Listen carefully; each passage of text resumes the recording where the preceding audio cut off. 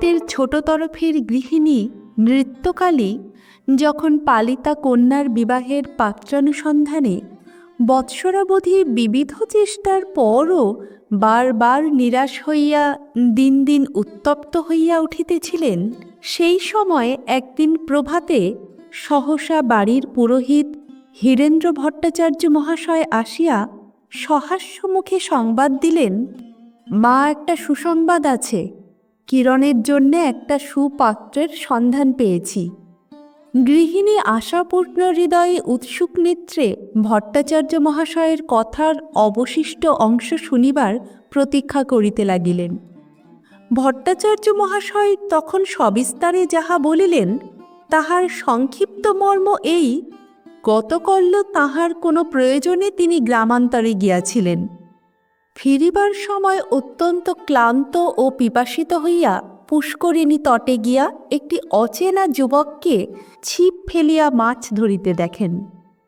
কথা প্রসঙ্গে তিনি জানিতে পারেন যে উক্ত গ্রামের মারুজ্জেরা তাহাদের মেয়ের সহিত বিবাহ দিবার জন্য ছেলেটিকে কলিকাতা হইতে আনিয়াছে, কিন্তু ইহাদের মেয়েটি কালো বলিয়া যুবকের বিবাহে ইচ্ছা নাই, শীঘ্রই সে ফিরিয়া যাইবে।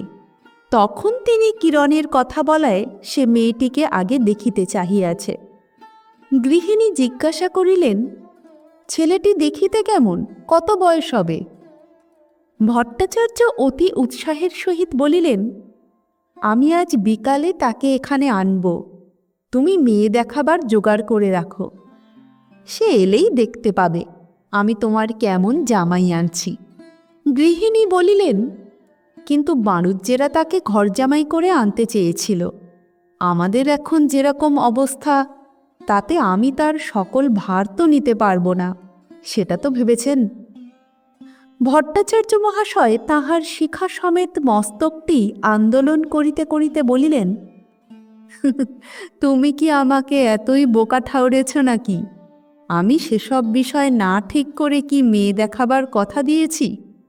আমি তাকে স্পষ্ট বলেছি যে আমরা ঘর জামাই রাখতে পারবো না, নিজেকে নিজের উপায় করে নিতে হবে।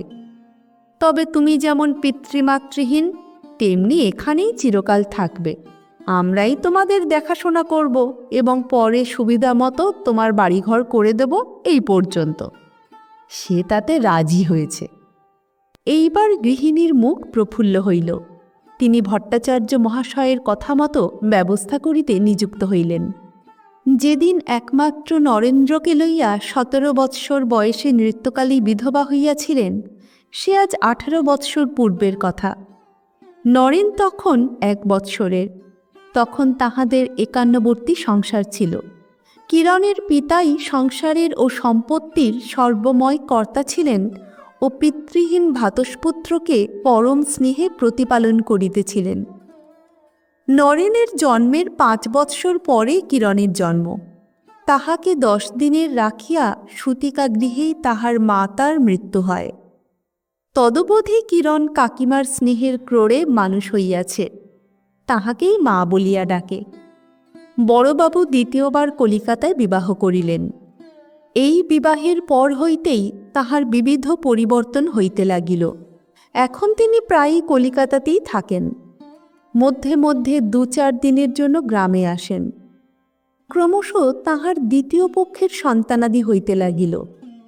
নরেন ও কিরণের প্রতি স্নেহের মাত্রা দিন দিন কমিতে লাগিল। বড়বাবু 2-1 বার তাহার স্ত্রীকে স্বীয় গ্রামে আনিতে চেষ্টা করিয়াছিলেন, কিন্তু পত্নী কিছুতেই আসেন নাই। তিনি বলিলেন, বাবা, ওই বন জঙ্গল, ওখানে বাঘ লুকিয়ে থাকতে পারে, ও জায়গায় কি কোনো ভদ্রলোক থাকতে পারে? আমি বিয়ের 8 দিনেই শ্বশুরবাড়ির যে পরিচয় পেয়েছি, তাতে আর জীবনে সে মুখ হব না। তার উপর আবার ম্যালেরিয়া আছে, আমার এই কচি বাছাদের সেখানে নিয়ে গিয়ে জমের মুখে তুলে দিয়ে আর কি। যত দিন যাইতে লাগিল, গ্রামের লোকেরা কানাকানি করিতে লাগিল বড়বাবু নরেনকে পথে বসাইবার মতলবে আছেন। বিষয়ের আয় সমস্ত লইয়া কলিকাতায় স্ত্রীর গহনা ও কোম্পানির কাগজ হইতেছে, আর সমুদয় খরচের জন্য চারিদিকে দেনা করিতেছেন। নৃত্যকালীও এসব কথা শুনিতেন, কিন্তু বিশ্বাস করিতে পারিতেন না।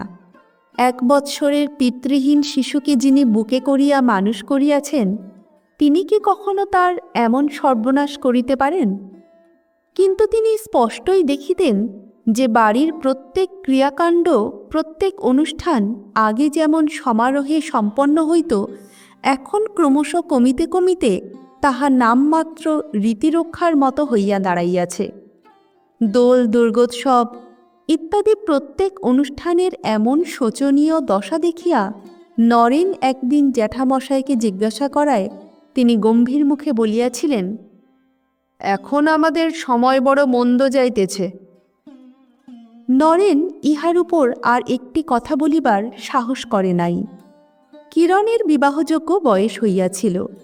নৃত্যকালী বারবার এ বিষয়ে তাহার পিতার মনোযোগ আকর্ষণ করিতে চেষ্টা করিতেন, কিন্তু তাহা বিফল হইত। কিরণ দিন দিন তাহার পিতার মন হইতে বহু দূরে সরিয়া যাইতেছিল। এই রূপে যখন সকলের মনে বড়বাবুর প্রতি অসন্তোষের মাত্রা বাড়িয়া উঠিতেছিল, তখন একদিন সহসা কলিকাতায় বড়বাবু ইহলোক ত্যাগ করিলেন। শোকের তীব্রতা মন্দীভূত হইলে যখন গ্রামের ভদ্রলোকগণ ও উভয় পক্ষের উকিল মোক্তার বিষয়ের অবস্থা দেখিতে গেলেন, তখন দেখা গেল সমস্ত সম্পত্তি ঋণে জড়িত, নগদ টাকা কিছুই নাই, ভালো ভালো পরগনাগুলি সব বন্ধক পড়িয়া আছে। অবস্থা অতি শোচনীয়। কলিকাতা হইতে বড়বাবুর শ্বশুর বাড়ির আত্মীয় যে উকিল আসিয়াছিলেন, তিনি বলিলেন, বিষয়ের যখন এরূপ অবস্থা, তখন উভয় পক্ষের মঙ্গলের জন্য আমি এই প্রস্তাব করিতেছি যে উপস্থিত কিছুদিনের জন্য সমস্ত বিষয় কোনো বিচক্ষণ ব্যক্তির হস্তে ন্যস্ত থাকুক। তিনি বিষয়ের আয় হইতে নির্দিষ্ট যে বৃত্তি দেবেন, তাহাতেই এই 2 পক্ষের সংসার চলিবে। আয়ের অবশিষ্ট অংশ হইতে ঋণ পরিশোধ হইবে। পরে যখন বিষয় ঋণমুক্ত হইবে, তখন বড়বাবুর পুত্রগণ ও নরেন্দ্র বিষয় ভাগ করিয়া লইবেন। নৃত্যকালী এ ব্যবস্থায় কিছুতেই সম্মত হইলেন না। তিনি বলিলেন, আমি এতদিন নরেন্দ্রকে লইয়া অতি সামান্যভাবে দিন কাটাইয়াছি। আমার বংশের যে আয়, আমাদের উভয়ের সমস্ত খরচপত্র সম্পন্ন হইতে তাহার অর্ধেকও লাগে নাই। আমার একমাত্র সন্তানের ভাত পৈতা পর্যন্ত ভাসুর বাড়িতে দেন নাই, খরচ বেশি হবে বলিয়া। বিষয়ের উপর এত দেনা হইবার কোনো কারণ ছিল না। আমার শ্বশুরের এত নগদ টাকা ছিল, তাহার কিছুই দেখিতেছি না, অথচ বিনা কারণে বিষয় দেনায় ডুবিয়া আছে। আমি এ দেনার অংশ লইতে পারিব না। আমার বিষয় হয় ভাগ করিয়া দেওয়া হোক, বড়বাবুর অংশ হইতে দেনা শোধ হইবে, নতুবা যাহারা এখন মধ্যস্থ হইয়া আসিয়াছেন, তাহারা আদালতে আমায় বুঝাইয়া দিবেন কেন এত দেনা হইল। মধ্যস্থগণ আর একবার তাহাকে বুঝাইবার চেষ্টা করিলেন। নৃত্যকালী বলিলেন, আমি তো মরিতে বসিয়াছি, কিন্তু তবু এ অন্যায় প্রতিবাদ করিয়া মরিব। আমার ধনবল নাই, লোকবল নাই, আমার সন্তান বালক, কিছুই জানে না। আমার যে পরিণাম কি হইবে তাহা তো বুঝিতেই পারিতেছি। তবু আমি ইহা নীরবে সহ্য করিব না। আমার অদৃষ্টে যাহা আছে হইবে। যথাসময়ে উভয় পক্ষে মোকদ্দমা উপস্থিত হইল, কিন্তু কিরণকে লইয়া নৃত্যকালীর বিপদ হইল। তাহার বয়স 14 বৎসর উত্তীর্ণ হইতে যায়। বিবাহের কোনো সুবিধা হইল না। এ বংশের মেয়েদের কখনো বিবাহ দিয়া বাড়ির বাহির করিয়া দেওয়ার রীতি নাই, অথচ বড়বাবু কিরণের জন্য টাকা কড়ি কিছুই রাখিয়া যান নাই। নৃত্যকালীর নিজের অবস্থাও এখন মন্দ। এ অবস্থায় কিরূপে পূর্বপ্রথা মতো সকল ভার লইয়া নিজেই কিরণের বিবাহ দেন, ইহাই মহা সমস্যার বিষয় হইয়া দাঁড়াইল। শেষে তিনি এমন একটি পাত্র খুঁজিতে লাগিলেন, যে চিরকাল তাহাদেরই নিকট থাকিবে, অথচ একেবারে সম্পূর্ণরূপে তাহাদের উপর নির্ভর না করিয়া নিজে উপার্জন করিতে পারিবে। তাহা হইলে বংশের মানও থাকে, অর্থাৎ কিরণ চিরদিন পিতৃগৃহেই থাকে এবং এখন কিরণের ও তাহার স্বামীর ভার তাহাদের বহিতে হয় না। তারপর তাহাদের মোকদ্দমা চুকিয়া গেলে কিরণ তাহার পিতার অংশ হইতে ন্যায়ানুসারে কিছু তো পাইবেই, আর তখন তিনিও সাধ্যানুসারে তাহাকে সাহায্য করিবেন। বৎসরাবধি এরূপ পাত্র খুঁজিতে খুঁজিতে অবশেষে যখন তিনি কিরণের বিবাহের আশা ত্যাগ করিবার উপক্রম করিয়াছেন, এমন সময় হীরেন্দ্র ভট্টাচার্য পূর্বকথিত সুপাত্রের সন্ধান আনিয়া উপস্থিত হইলেন। সেদিন সন্ধ্যার প্রাক্কালে কিশোরী কিরণের লজ্জারক্ত সুন্দর মুখখানি দেখিয়া ললিত একেবারে মুগ্ধ হইয়া গেল। কন্যাপক্ষ বিবাহের যে যে শর্ত করিলেন সে নির্বিবাদে সমস্ত মানিয়া লইল। এই তরুণ যুবকের অনিন্দ সুকুমার রূপ দেখিয়া গৃহিণীর অন্তরেও বাৎসল্য রসের সঞ্চার হইল। সুতরাং উভয় পক্ষেই বিবাহের আর কোনো বাধা থাকিল না। হীরেন্দ্র ভট্টাচার্য শুভ দিন দেখিয়া ললিতের সহিত কিরণের বিবাহ দিলেন। গৃহিণী স্নেহে গর্বে উৎফুল্ল হইয়া সকলকে বলিলেন, আমাদের যেমন মেয়ে তেমনি জামাই হয়েছে। বস্তুত এই যুবকটি অল্প দিনের মধ্যেই এই অপরিচিত স্থানের সকলেরই একান্ত প্রিয় হইয়া উঠিল। ভট্টাচার্য মহাশয় ও নৃত্যকালী তাহার বিনয়নম্র ব্যবহারে মুগ্ধ। নরেন তো তার সঙ্গ এক তিল ছাড়িতে চায় না। স্নান, আহার, বিশ্রাম, ভ্রমণ, মাছ ধরা সকল সময়ই ললিতকে সঙ্গে না রাখিলে কিছুতেই তার চলে না। গ্রামের যুবকবৃন্দ এই কলিকাতার ছেলেটির অসাধারণ বাক্পটুতায় ও মধুর গানে আকৃষ্ট হইয়া নির্বিবাদে আপনাদের পরাভব মানিয়া লইয়া তাহার একান্ত অনুগত ও ভক্ত হইয়া পড়িয়াছে। একদিন মধ্যাহ্নে আহারের সময় নৃত্যকালী ললিতের সঙ্গে কথা প্রসঙ্গে আপনার বৈষয়িক দুর্দশার কথা তুলিয়া বলিলেন, বাবা, আমার দরিদ্রের ধন কিরণকে তোমার হাতে দিয়েছি। ওর সুখ দুঃখের সকল ভার তোমার। আমি তো তার কিছুই করতে পারলাম না, নিজের অকালেই ভাসছি। ছেলেটার হাত ধরে গাছতলায় দাঁড়াতে হবে কি কিছুই ঠিক নেই। যা হবার আমাদের হবে। তুমি কিরণকে দেখো, বাছার মুখ চাইতে সংসারে আর কেউ নেই। ললিত বলিল, আপনি কিছু ভাববেন না মা, আমি অল্প বয়সে মা বাপ হারিয়েছি। ভগ্নী ও ভগ্নীপতি এতদিন আমায় মানুষ করেছেন। আমি সংসারী হয়ে আপনাদের সহায় পেয়েছি, আশ্রয় পেয়েছি, এই আমার যথেষ্ট হয়েছে। আমরা পুরুষ মানুষ, নিজের সংসার প্রতিপালনের জন্য পরমুখাপেক্ষী হতে যাব কেন? আমি শীঘ্রই কলিকাতায় ফিরে যাব, আর একটা কাজকর্মের চেষ্টা দেখব। আদালত হইতে আপনাদের ন্যায্য সম্পত্তি ফিরে পান তো ভালোই, না হয় তো আমরা দুই ভাইয়ে উপার্জন করব। আপনার কিসের ভাবনা? আপনি মিছে ভেবে শরীর মন খারাপ করবেন না। আপনি আশীর্বাদ করলে নরেন ও আমি নিজেরাই নিজের উপায় করে নিতে পারব। জামাতার কথা শুনিয়া নৃত্যকালীর দুই চক্ষু বহিয়া অশ্রু ঝরিতে লাগিল। একদিন সন্ধ্যার সময় খোলা জানালার ধারে বসিয়া ললিত একখানি বই লইয়া অন্যমনস্কভাবে পড়িতেছিল ও কিরণ কাছে বসিয়া পান সাজিতেছিল। মাঝে মাঝে একদৃষ্টে ললিতের মুখের দিকে চাহিয়া দেখিতেছিল। তাহার ক্ষুদ্র হৃদয়টি স্বামীর প্রতি প্রেমে পূর্ণ হইয়া গিয়াছে।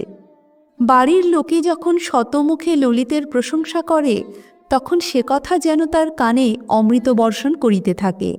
আর স্বামীর মুখ দেখিয়া দেখিয়া তাহার যেন তৃপ্তি হয় না। যাহাকে দেখিতে এত স্বাদ, লজ্জার দায়ে তাহাকে প্রাণ ভরিয়া দেখিবারও উপায় নাই। যখন সে সামনে থাকে তখন চক্ষু আপনা হইতেই নত হইয়া পড়ে। যখন সে ঘুমাইয়া থাকে বা অন্যদিকে চাহিয়া থাকে, সেই অবসরে কিরণ লুকাইয়া লুকাইয়া তাহাকে দেখিয়া লয়। আজ পাঠনিরত স্বামীর মুখের দিকে যখন সে অতৃপ্ত নয়নে চাহিয়া আছে, তখন সহসা বই বন্ধ করিয়া ললিত তাহার দিকে চাহিল। চারি চক্ষু মিলিত হইবা মাত্র কিরণ লজ্জায় মুখ নত করিল। ললিত হাসিয়া ডাকিল, কিরণ। সে উত্তর দিল না। ললিত আবার বলিল, কি দেখছিলে বলো তো? কিরণ লজ্জায় সংকুচিত হইয়া গেল। ললিত বলিল, আহ, এ সময় মোটেই পড়তে ভালো লাগছে না। কিরণ, কাছে এসো। কিরণ পান সাজা শেষ করিয়া ধীরে ধীরে ডিবাটি লইয়া স্বামীর পাশে আসিয়া দাঁড়াইল। ললিত কতক্ষণ কিরণের মুখখানি উভয় হস্তে তুলিয়া দেখিতে দেখিতে বলিল, তোমায় একটা কথা জিজ্ঞাসা করব, ঠিক উত্তর দেবে তো? কিরণ একটু বিস্মিত দৃষ্টিতে তাহার পানে চাহিল, বলিল, কি কথা? ললিত কিছুক্ষণ চুপ করিয়া থাকিয়া বলিল, কিরণ, তুমি তো জানো আমি নিঃস্ব দরিদ্র, আমার কিছুই নেই। আমি অবশ্য তোমায় সুখী করবার জন্য প্রাণপণ চেষ্টা করব, কিন্তু মনে করো এখানে তোমরা যেভাবে আছো, যদি এমনভাবে তোমায় রাখতে না পারি, তাহলে তাহলে তুমি আমার উপর অসন্তুষ্ট হবে না তো? আজ আমার প্রতি তোমার যে ভাব, তখনও ঠিক তেমনি থাকবে তো? কিরণের প্রফুল্ল মুখখানি তৎক্ষণাৎ ম্লান হইয়া গেল। সে সহসা এ কথার কোনো উত্তর দিতে পারিল না। ললিত তাহার হাত দুটি ধরিয়া সস্নেহে বলিল, বলো কিরণ, তোমায় যা জিজ্ঞাসা করলাম তার উত্তর দাও। কিরণ তখন উত্তেজিত স্বরে বলিল, তুমি কি আমাকে এতই নীচ মনে করেছ? তোমার সঙ্গে আমার যে সম্বন্ধ, সে কি টাকার জন্য? তুমি আমার স্বামী বলেই তোমাকে ভালোবাসি। তুমি ধনবানই হও আর দরিদ্রই হও, আমি চিরদিন তোমার এইভাবেই পূজা করব। তুমি আমায় যেভাবে রাখবে আমি তাতেই সুখী হব। কিন্তু যদি যদি কখনো... এই পর্যন্ত বলিয়া আর সে কিছুই বলিতে পারিল না। দুই হাতে মুখ ঢাকিয়া সে কাঁদিয়া ফেলিল। ললিত ব্যস্ত হইয়া তাহাকে বক্ষে টানিয়া লইয়া বলিল, এ কি কিরণ, এ কি ছেলে মানুষই তোমার? আমি একটা কথা জিজ্ঞাসা করেছি বই তো নয়। ছি, চুপ করো। তোমার চোখে জল দেখলে আমার বড় কষ্ট হয়। চুপ করো। কিরণ স্বামীর বক্ষ হইতে মুখ তুলিয়া বলিল, তুমি আমায় যত দুঃখেই রাখো না, তাতে আমার কোনো কষ্ট হবে না। কিন্তু যদি কখনো তোমার স্নেহ হারাই, তাহলে আমি আর বাঁচতে পারব না। আবার সে ললিতের বুকে মুখ লুকাইয়া কাঁদিতে লাগিল। ললিত সেই সরলা বালিকার এই অকৃত্রিম প্রেমের উচ্ছ্বাসে স্তব্ধ হইয়া গিয়া আপনাকে শত ধিক্কার দিল। ইহাকেই সে পরীক্ষা করিতে গিয়াছিল। তাহার মুখে কোনো সান্ত্বনার কথা আসিল না। সে কেবল গভীর স্নেহের সহিত তাহার বালিকা পত্নীর মাথায় হাত বুলাইয়া দিতে লাগিল। কিছুক্ষণ রোদনের পর কিরণ একটু শান্ত হইলে ললিত অপরাধীর মতো ভয়ে ভয়ে বলিল, কিরণ, আমায় মাপ করো, আমি নিষ্ঠুরের মতো তোমায় কষ্ট দিয়ে কাঁদিয়েছি। কিরণ উত্তরে কিছু না বলিয়া দুইটি সুললিত কোমল বাহুতে ললিতের দেহ বেষ্টন করিয়া তাহার মুখের উপর নিজের অশ্রুসজল মুখখানি রাখিল। যদি এইভাবেই কাটিতে পারিত, তাহা হইলে কোনো পক্ষেই কিছু অশান্তির কারণ ঘটিত না। কিন্তু জগতে সব বিষয়েরই দুইটা দিক আছে, এবং বিপরীত দিকটা সকলের সমান রুচিকর হয় না। ললিতেরও তাহাই হইল। সে আশা দিয়েছিল বিস্তর, আর নিজেও মনে করিয়াছিল যে সে অনেক কিছুই করিবে। কিন্তু মানবের চিত্তের কি অভাবনীয় পরিবর্তন! কার্যকালে তাহার দ্বারা কিছুই হইল না। সে কলিকাতার একটি উচ্ছৃঙ্খল যুবক, ধনী আত্মীয়ের বাড়িতে 10টা আশ্রিতের মধ্যে থাকিয়া অযত্নে উপেক্ষায় কোনরূপে মানুষ হইয়াছে। বিশেষভাবে কাহারও নিকট হইতে যত্ন বা আদর পাওয়া তাহার অদৃষ্টে ঘটিয়া ওঠে নাই। এখানে আসিয়া সকলের নিকট হইতে এত অধিক স্নেহ যত্ন পাইয়া ক্রমে তাহার চিত্তের পরিবর্তন ঘটিতে লাগিল। বাড়িতে যাহাকে কেহ ডাকিয়া জিজ্ঞাসা করিত না, এখানে সেই ইতর ভদ্র সর্বসাধারণের নিকট রাজ সম্মান পাইতেছে। সে কি যে সে লোক, জমিদারের জামাতা! দিন দিন সে এত সুখী ও বিলাসী হইয়া পড়িতে লাগিল যে খানসামায় তেল মাখাইয়া স্নান করাইয়া না দিলে তার স্নান হয় না। আঁচাইবার সময় গারু গামছা লইয়া চাকর না দাঁড়াইলে সে বিরক্ত হয়। প্রথম প্রথম কলিকাতায় গিয়া চাকরি করার কথা ঘন ঘন তার মনে উঠিত, কিন্তু সেখানে আবার দিদির বাড়িতে সেই পূর্বমতভাবে থাকা ও পথে পথে কাজ খুঁজিয়া বেড়ানোর দৃশ্যটি মনে উদিত হইলেই সে আতঙ্কে শিহরিত হইয়া উঠিত ও ভাবিত, সেই তো যাইতেই হইবে, তার 2-4 দিন যাক, তখন যাওয়া যাইবে। কিন্তু এমনি তার আলস্যপ্রিয় প্রকৃতি যে এ 2-4 দিন শেষ হইতে হইতে ক্রমশ 6 মাস হইয়া গেল, কিন্তু তাহার বাহির হইবার কোনো লক্ষণ দেখা গেল না। এদিকে নরেনের যে মামলা চলিতেছিল তাহাতে প্রতিপক্ষের কথাই ন্যায্য বলিয়া প্রমাণ হইতেছিল। উপর্যুপরি 2-3টি মামলায় নরেন হারিল। গ্রামের অনেকেই বিপক্ষ দলে যোগ দিয়াছিল। কেবল 2-4 জন প্রাচীন ধর্মভীরু কর্মচারীর সাহায্যে ও নিজ অলঙ্কার বিক্রয় করিয়া সেই অর্থে নৃত্যকালী মোকদ্দমা করিতেছিলেন। সুতরাং দিন দিন তাহাদের অবস্থা শোচনীয় হইয়া দাঁড়াইতেছিল।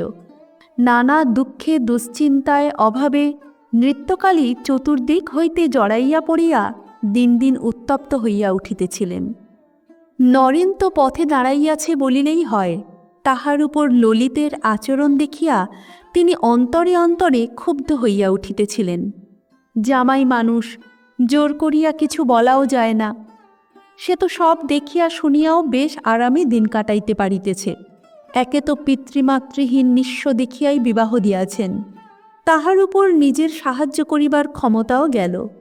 ইহার উপর জামাতা যদি বাকসর্বস্ব অলস ও অকর্মণ্য হয়, তবে কিরণের দশা কি হইবে? বিকালে রান্নাঘরের রোয়াকে বসিয়া নৃত্যকালী তরকারি কুটিতেছিলেন। কাছে বসিয়া তাহার চিরদিনের সুহৃদ বিনু ঠাকুরজি গল্প করিতেছিলেন। বিন্দুপল্লীর মজুমদার বাড়ির কন্যা, অল্প বয়সে বিধবা হইয়া পিত্রালয়ে বাস করিতেন। যখন নৃত্যকালী 11 বর্ষ বয়সে কাঁদিতে কাঁদিতে এই অপরিচিত বৃহৎ পুরীতে নববধূরূপে প্রবেশ করিয়াছিলেন, সেই দিন হইতে বিন্দুর সহিত তাহার সখিত্ব বন্ধন দৃঢ় হইয়া গিয়াছিল। সেই হইতে সুদিনে দুর্দিনে অন্ততপক্ষে দিনান্তে একবার দেখা না হইলে দুইজনেই হাঁপাইয়া উঠিতেন। বিন্দু বলিতেছিলেন, যেদিন বড়কর্তা দেশের এত মেয়ে থাকতে কলকাতার মেয়ে বিয়ে করলেন, আমরা তো তখন হতেই জানি যে এইবার গাঙ্গুলিদের এতদিনের বনেদি ঘর উচ্ছন্নে যাবার পথ হলো। যে মেয়ে এতকালের মধ্যে শ্বশুরের ভিটে একদিনের জন্য পা দিল না, সে কি কখনো শ্বশুর বাড়ির কদর বোঝে? আমরা তো ছোটবেলা হতে দেখে আসছি বড়কর্তা কি প্রকৃতির মানুষ ছিলেন। সেই মানুষকে কি মন্ত্র দিয়েই কি করে ফেললে। একদিনের জন্য মেয়েটার মুখ চাইতে দিলে না, ছেলেটাকে পথে বসালো। ছি ছি ছি, এ কি কম ঘেন্নার কথা।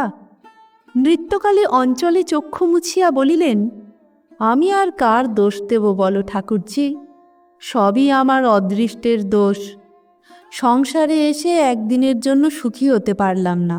ভাসুর মরেও গেলেন আর আমাকেও মেরে গেলেন। আমার দুধের বাছা নরু ভালো মন্দ কিছু জানে না। এই কচি বয়সে তার মাথায় কি ভাবনার বোঝাই পড়ল বলো দেখি। আজ 6-7 মাস শহরে ছোটাছুটি আর উকিল মুক্তারের বাড়ি ঘুরে ঘুরে আর ভাবনা চিন্তায় সে একেবারে শুকিয়ে আধখানা হয়ে গিয়েছে। একটা মামলায় হার হচ্ছে আর তার বুকের রক্ত শুকিয়ে যাচ্ছে। বাছার আমার খাওয়ায় রুচি নেই, কোনো স্বাদ আহ্লাদ নেই। অষ্টপ্রহর ভাবনায় কালি হয়ে গেল। ঘুরে ফেরে আর এসে কচি ছেলের মতো আমার গলায় জড়িয়ে বলে, মা, জ্যাঠামণি আমার কি করে গেলেন। তার মুখ দেখলে আমার বুক ফেটে যায়।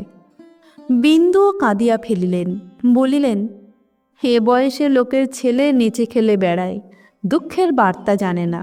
এই কচি বয়সে বাছার এত দুর্দশা, সবই তোমার কপালের দোষ, তাছাড়া আর কি বলবো।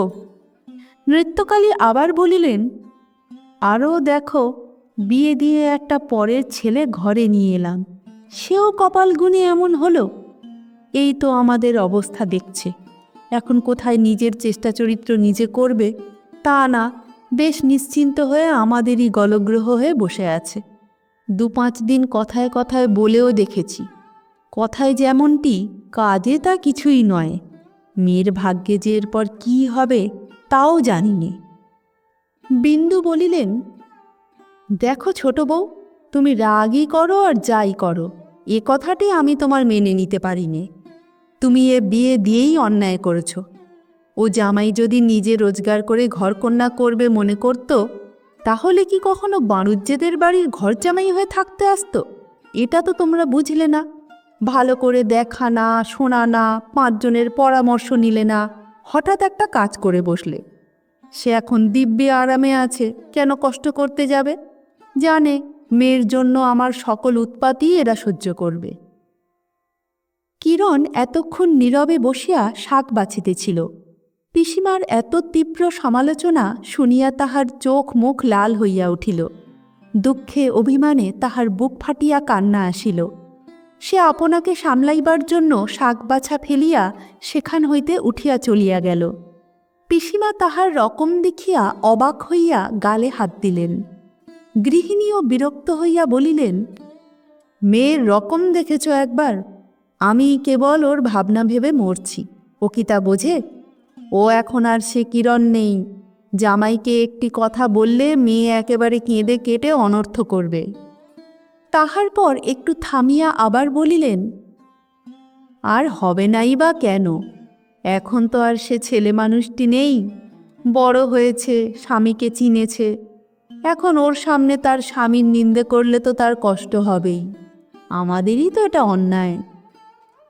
গৃহিণী মুখে কথা বলিলেন বটে, কিন্তু কার্যত সকল সময়ে তাহা ঘটিয়া উঠিত না। তিনি মনে মনে জামাতার প্রতি বিরক্ত হইয়াছিলেন। সুতরাং এখন তাহার ছোট বড় সকল ত্রুটি তাহার চোখে পড়িতে লাগিল। পূর্বে যাহা তুচ্ছ বলিয়া উড়াইয়া দিয়াছেন, এখন সেই সকল সামান্য বিষয় লইয়া তিনি সর্বক্ষণ গজগজ করিতে আরম্ভ করিলেন। কিরণের প্রফুল্ল মুখখানি ক্রমেই মলিন হইতে লাগিল। তবু সে প্রাণপণে ললিতকে এ সকল অশান্তির বিষয় জানিতে দিত না। 2-1বার কথা প্রসঙ্গে সে স্বামীকে কাজকর্মের চেষ্টা করিতে অনুরোধ করিয়াছিল। ললিত তাহাতে বিশেষ মনোযোগ দেওয়া আবশ্যক মনে করে নাই। সেদিন প্রভাত হইতে আকাশ মেঘাচ্ছন্ন হইয়া রহিয়াছে ও মাঝে মাঝে টিপ টিপ বৃষ্টি পড়িতেছে। নরেন কলিকাতায় গিয়াছে। জেলা কোর্টে তার মোকদ্দমা হার হওয়ায় সে তাহার পক্ষীয় উকিলের পরামর্শে সর্বস্ব পণ করিয়া হাইকোর্টে আপিল করিয়াছে। এইখানেই তাহার ভাগ্য পরীক্ষা শেষ হইবে। নৃত্যকালী রন্ধনশালায় রন্ধন করিতেছেন ও কিরণ তাহার সাহায্য করিতেছে। অর্থাভাবে একে একে দাসদাসীদের বিদায় দিতে হইয়াছে। ঝি 2 জন আগেই গিয়াছিল, আজ পুরাতন ভৃত্য রামচরণকে প্রভাতে জবাব দিয়াছেন। তাহার 6 মাসের বেতন বাকি পড়িয়াছিল। নৃত্যকালী বহু কষ্টে টাকাগুলি শোধ করিয়া শাস্ত্রু নেত্রে তাহাকে বলিলেন, এখন আমার সময় বড় মন্দ, তুমি এখন যাও বাবা, যদি কখনো দিন আসে তবে তোমায় ডেকে পাঠাবো। ভৃত্যও তাহাকে প্রণাম করিয়া কাঁদিতে কাঁদিতে চলিয়া গিয়াছে। ঘোর দারিদ্র্য ক্রমে ক্রমে তাহাদের সংসার গ্রাস করিতে উদ্যত হইয়াছে। অভাবের এই ভীষণ মূর্তি দেখিয়া নৃত্যকালীর অন্তর আতঙ্কে শিহরিয়া উঠিতেছিল। 2 জনের কাহারও মুখে কথা নাই। 2 জনে চিন্তা ভারাক্রান্ত হৃদয়ে নীরবে আপন আপন কার্য করিয়া যাইতেছিলেন। ললিত সকালে বেড়াইতে গিয়াছিল। বেলা 12টার পর সে ফিরিয়া আসিল। প্রতিদিন তাহার ও নরেনের স্নানের জোগাড় করিয়া রাখা ও উভয়কে স্নান করানো রামচরণের নির্দিষ্ট কার্য ছিল। আজ যে সে কাজ ছাড়িয়া চলিয়া গিয়াছে, ললিত তাহা জানিত না। সে স্নান করিতে গিয়া কিছু প্রস্তুত দেখিতে না পাইয়া বিরক্ত হইয়া রামাকে ডাকিতে লাগিল ও তাহার গাফিলতির জন্য অত্যন্ত তিরস্কার করিতে লাগিল। গৃহিণী আজ সকাল হইতেই উত্তপ্ত হইয়াছিলেন। সহসা তাহার ধৈর্যচ্যুতি ঘটিল। তিনি রন্ধনশালা হইতে রুক্ষস্বরে বলিয়া উঠিলেন, তেল মেখে পুকুরে গিয়ে 2টো ডুব দিয়ে এলেই তো হয়। এখানে আর রামা না হলে চান হয় না। বলি বোনের বাড়ি কটা চাকর রাত দিন হাজির থাকত। কিরণ ললিতের সাড়া পাইয়া তাড়াতাড়ি উপরে যাইতেছিল। এই কথা তাহার কানে যাইবা মাত্র সে স্তম্ভিত হইয়া দাঁড়াইল। ললিত যদি দ্বিতলের বারান্দা হইতে মার কথা শুনিতে পাইয়া থাকে, তাহা হইলে সে কিরূপে আর তার কাছে মুখ দেখাইবে? ললিত শাশুড়ির কথা শুনিতে পাইয়াছিল। পূর্বে সে কখনো কখনো ভাবভঙ্গিতে তাহার প্রকৃতির পরিবর্তন লক্ষ্য করিয়াছে বটে, কিন্তু অদ্যকার এ কঠোর আঘাতের জন্য সে মোটেই প্রস্তুত ছিল না। নৃত্যকালে নিচে আরও অনেক কথাই অনর্গল বকিয়া যাইতেছিলেন। কিন্তু আর কিছুই তাহার কানে যাইতেছিল না। কেবল তাহার কানে বাজিতেছিল, বোনের বাড়ি কটা চাকর হাজির থাকত। সে স্তম্ভিত হইয়া দাঁড়াইয়াছিল। সে যে অতি দিনহীন, অপরের গলগ্রহ মাত্র, একথা এতদিন তাহার স্মরণে ছিল না। কি করুণ মোহেই আচ্ছন্ন হইয়াছিল। অপরে কৃপা করিয়া এক মুঠি অন্ন তাহাকে ফেলিয়া দিয়াছে, আর সে তাহাই আহার করিয়া এই ঘৃণিত জীবন ধারণ করিয়া বাঁচিয়া আছে। জগতের সমক্ষে তাহার পরিচয় এই। ভাবিতে ভাবিতে তাহার মস্তক হইতে অগ্নি ছুটিতে লাগিল। যে এত ঘৃণিত, এত হীন, সে আবার পরের ভৃত্যের সেবা পাইতে বিলম্ব হইলে তাহাকে শাসন করিতে যায়। এ অপমান তাহার উপযুক্তই হইয়াছে, কাহারও দোষ নাই, তাহার নিজেরই সব দোষ। তাহার মধ্যে যে পুরুষত্বের অভিমান সুপ্তভাবে ছিল, তাহা এই কষাঘাতে আজ সজাগ হইয়া উঠিয়াছে। ললিত মনে মনে প্রতিজ্ঞা করিল, যদি কখনো নিজের স্থান করিয়া স্বাধীনভাবে দাঁড়াইতে পারি, তবেই আবার এই মুখ দেখাইব, নতুবা এই পর্যন্তই শেষ। এই কথা মনে উদয় হইবা মাত্র ললিত তীর বেগে ছুটিয়া যাইতেছিল। এমন সময়ে কিরণ দুই হাতে তাহার পা জড়াইয়া পথ আগলাইয়া পড়িল ও কাঁদিয়া বলিল, আমার মাথা খাও, রাগ করো না। মায়ের কি মাথার ঠিক আছে? মা যেন দিন দিন কি হয়ে যাচ্ছেন। মাফ করো, রাগ করো না। রামা নেই, আমি তোমার নাইবার জল তুলে এনে দিচ্ছি। লক্ষ্মীটি, নাইবে চলো। কিন্তু ললিতের তখন ঘোর অপমানের উত্তেজনায় মাথার স্থিরতা ছিল না। সে পা ছাড়াইয়া লইয়া বলিল, কিরণ, যদি কখনো মানুষ হইতে পারি তো আবার দেখা হবে, নয়তো এই পর্যন্তই শেষ হলো। তোমার অযোগ্য স্বামীকে ভুলে যাও। কথা শেষ হইতে না হইতে ললিত চক্ষের নিমেষে অদৃশ্য হইয়া গেল। দিন কাহারও জন্য আটকাইয়া থাকে না। নৃত্যকালীর সংসার ললিত চলে যাওয়ার পরও চলিতেছে বটে, কিন্তু কিরণ বুঝি থাকে না। সেদিন দ্বীপ্রহরে সেই অস্নাত অভুক্ত অবস্থায় ললিত চলিয়া গিয়াছে, সেই হইতে সে শয্যায় আশ্রয় গ্রহণ করিয়াছে। কেহ ডাকিলে কথা কয় না, স্নানাহারে রুচি নাই, লক্ষ্যহীন উদাস দৃষ্টিতে চারিদিকে একবার চাহে আর স্তম্ভিত হইয়া পড়িয়া থাকে। সেদিন যখন ললিতের রাগ করিয়া চলিয়া যাওয়ার কথা প্রকাশ হইয়া পড়িল, নৃত্যকালী তাহার 4-5 জন প্রজাকে দিকে দিকে জামাতাকে ফিরাইয়া আনিবার জন্য ছুটাইয়া পাঠাইয়া দিলেন ও উপরে গিয়া মূর্ছিত কিরণকে বহু যত্নে সুস্থ করিলেন। সেই দিন কেবল সে একবার কথা কহিয়াছিল। যখন সকলে ফিরিয়া আসিয়া জানাইল কোথাও জামাইবাবুকে খুঁজিয়া পাওয়া গেল না, সেই সময় সে উচ্ছ্বসিত কণ্ঠে কাঁদিয়া নৃত্যকালীর গলা জড়াইয়া বলিয়াছিল, তিনি রাগ করে চলে গেছেন মা, আর ফিরে আসবেন না। মা, কি হবে? নৃত্যকালী তখন তাহাকে সান্ত্বনা করিবেন কি, আপনি উচ্চস্বরে কাঁদিয়া আকুল হইয়াছিলেন। তাহার পর হইতে কিরণ একেবারে নিস্তব্ধ হইয়া গিয়াছে। কি সে মনে মনে ভাবে, কাহাকেও কিছু বলে না। দিন দিন যেন ছায়ার মতো বিছানায় মিশাইয়া যাইতেছে। মাঝে মাঝে ত্রিতলের ছাদে গিয়া দূর পথের দিকে চাহিয়া আপন মনে দাঁড়াইয়া থাকে। সে যদিও কাহাকেও কিছু বলে না, তবু নৃত্যকালী বুঝিতে পারেন যে প্রতিদিনে প্রতি মুহূর্তে সে যেন কাহার একটি কথার বা একটু সংবাদের জন্য সর্বক্ষণ উন্মুখ হইয়া আছে। তিনি তাহার অবস্থা দেখেন আর আত্মগ্লানি ও অনুশোচনায় কপালে করাঘাত করিয়া কাঁদেন। বাছারে, তোকে কিনা অবশেষে আমি হাতে করে মেরে ফেললাম। আহা, সে যে তাঁর কত যত্নের, কত আদরের ধন। সে যে বড় দুঃখী, অজ্ঞানে মা হারাইয়াছে। বাপ থাকিতেও কখনো একদিনের জন্য বাপের স্নেহ জানে না, কখনো কাহারও কাছে আদর যত্ন পায় নাই। স্বামীর স্নেহ ও ভালোবাসায় সে 2 দিনের জন্য সুখী হইয়াছিল। ক্রোধের বশে তিনি তাহার একই সর্বনাশ করিলেন। আবার ললিতের উদ্দেশ্য প্রতি সন্ধ্যায় দেবমন্দিরে মাথা কুটিয়া আসেন। ওরে নিষ্ঠুর, ওরে পাষাণ, যে তোর জন্য প্রাণ দিতে বসিয়াছে, একবার আসিয়া তাহাকে দেখিয়া যা। আমার উপরে না হয় তুই রাগ করিতে পারিস, কিন্তু এ মুখ কি করিয়া ভুলিলি? চারিদিকে ললিতের অনেক অনুসন্ধান হইল। কলিকাতায় চারিদিকে তাহার ভগ্নীর বাড়িতে কোথাও তাহার খোঁজ পাওয়া গেল না।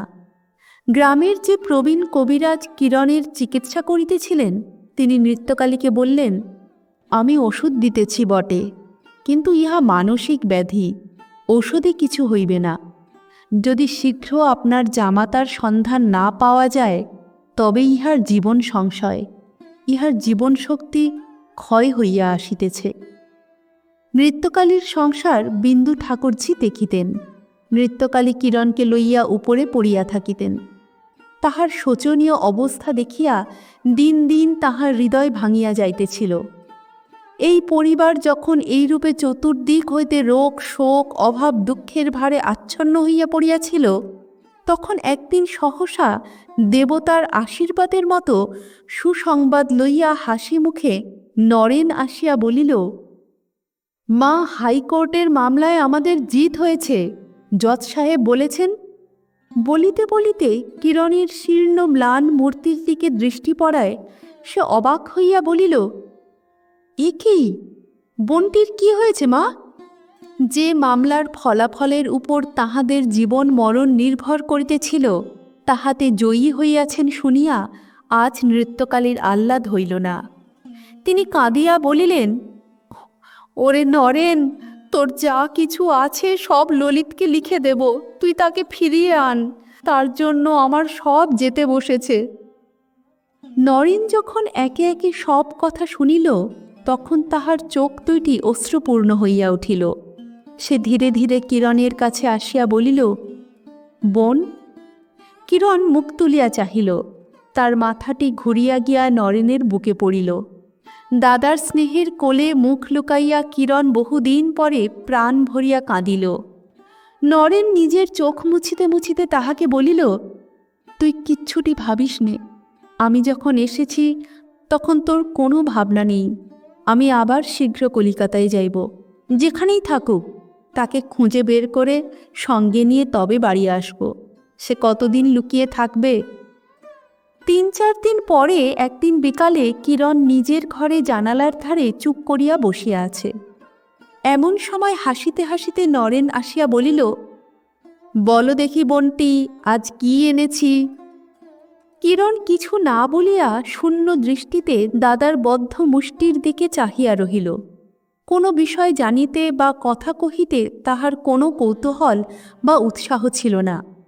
তাহাকে নিস্তব্ধ দেখিয়া নরেন হাসিয়া বলিল, বলিতে পারলি নে? আচ্ছা, আমি বলছি, বলিয়া তাহার গলা জড়াইয়া বলিল, ললিত খবর দিয়েছে, তোকে চিঠি লিখেছে। আমি তো বলেছিলাম কতদিন সে লুকিয়ে থাকবে, কিন্তু তুই এমনি ছেলে মানুষ, দেখ দেখি ভেবে ভেবে কি হয়ে গেছিস। বলিয়া গভীর স্নেহে তাহার ললাট চুম্বন করিয়া কোলের উপর চিঠিখানি ফেলিয়া দিয়া নরেন বাহির হইয়া গেল। কিরণের সর্বশরীর কম্পিত হইতে লাগিল, মাথার মধ্যে ঝিমঝিম করিতে লাগিল, তাহার সর্বাঙ্গ ঘর্মে-সিক্ত হইয়া গেল। কতক্ষণ সে অর্ধমূর্ছিতের ন্যায় জানালা ধরিয়া ঝুঁকিয়া রহিল। এও কি আবার সম্ভব? যাহার আজ 6 মাসের কোনো সংবাদ না পাইয়া সে একেবারে আশা ছাড়িয়া দিয়াছিল, আজ তাহারই সংবাদ আসিয়াছে। তবে তো তিনি কিরণকে একদিনের জন্যও ভোলেন নাই।